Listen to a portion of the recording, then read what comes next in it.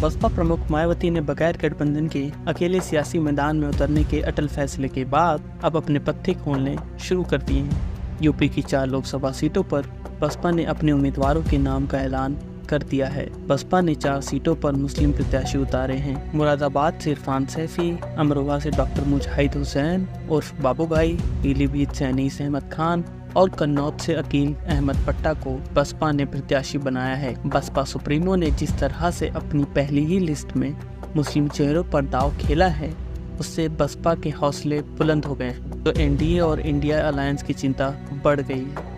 बसपा 2019 में यूपी की 10 लोकसभा सीटें जीतने में कामयाब रही हैं, लेकिन इस बार बसपा 2024 के लोकसभा चुनावों में अकेले किस्मत आजमाने उतरी है, जबकि बीजेपी ने आरएलडी, निषाद पार्टी, सुभाषपा और अपना दल से गठबंधन कर रखा है, तो वहीं सपा ने कांग्रेस के साथ गठजोड़ किया है। 2024 के लोकसभा चुनाव में बसपा की पहली सूची से रणनीति साफ दिख रही है। सूत्रों के मुताबिक यूपी की 1.5 दर्जन लोकसभा सीटों पर मुस्लिम कैंडिडेट उतारने का बसपा ने प्लान बनाया है। बसपा जिन लोकसभा सीट पर मुस्लिम समुदाय के नेता पर दांव खेल रही है, उन सीटों पर मुस्लिम वोट बैंक की संख्या देखें तो 25% से 50% के करीब है। इस बार गठबंधन में कांग्रेस को यूपी की 17 लोकसभा सीटें मिली हैं, जिनमें से 2 सीटें सहारनपुर और अमरोहा पर ही मुस्लिमों को टिकट देने की संभावना है। सपा ने 31 लोकसभा सीटों पर कैंडिडेट घोषित किए हैं, जिसमें 3 सीट पर ही मुस्लिम प्रत्याशी बनाया है। संभल, कैराना और गाजीपुर, जिसमें से संभल के उम्मीदवार रहे शफीकुर रहमान बर्ग का निधन हो चुका है।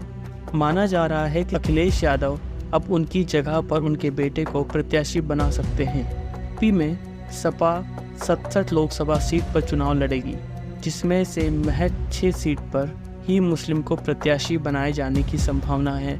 ऐसे में बसपा ने जिस तरह से मुस्लिम दांव खेलना शुरू किया है, उससे कांग्रेस और सपा गठबंधन के सियासी खेल बिगड़ने का खतरा बन रहा है। मुस्लिम मतदाताओं के सियासी रुझान से यूपी की मुस्लिम बहुल सीटों पर हार जीत तय करेगा। अगर बसपा सुप्रीमो की दलित मुस्लिम सोशल इंजीनियरिंग कामयाब हो गई तो बसपा को बड़ा फायदा हो सकता है। दरअसल 2019 में लोकसभा चुनाव में बसपा ने सपा और आरएलडी के साथ मिलकर चुनाव लड़ी थी। बसपा 10 सीटें जीती थी। ये सीटें मुस्लिम दलित बहुल सीटें थीं। इस बार भी बसपा ने दलित मुस्लिम समीकरण के दम पर चुनाव मैदान में उतरी है। बसपा ने इसी फॉर्मूले पर उम्मीदवारों के नाम का ऐलान भी शुरू कर दिया है।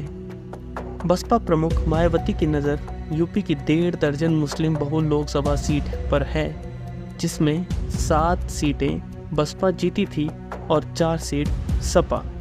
बसपा ने 2019 के फॉर्मूले से मुस्लिम बहुल सीटों पर मुस्लिम कैंडिडेट पर दांव खेलने की योजना बनाई है, ताकि पार्टी के परंपरागत व दलित वोटों के साथ मिलकर जिताऊ गठजोड़ तैयार किया जा सके। बसपा की इस रणनीति मुस्लिम बहुल लोकसभा सीटों पर सपा कांग्रेस गठबंधन और भाजपा के लिए सियासी चुनौती और बढ़ा दी है। माना जा रहा है कि मुस्लिम बहुल सीटों पर बसपा की मुस्लिम उम्मीदवार उतरने से सपा कांग्रेस गठबंधन और भाजपा को असहज कर सकता है, क्योंकि उत्तर प्रदेश में दलित मुस्लिम गठजोड़ एक विनिंग फैक्टर रहा है। यूपी में 20% मुसलमान हैं, जो 2 दर्जन लोकसभा सीटों पर किसी भी दल का खेल बनाने और बिगाड़ने की ताकत रखते हैं।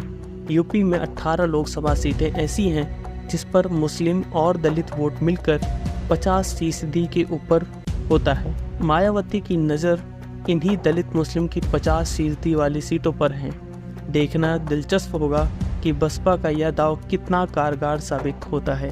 Special desk, glow media.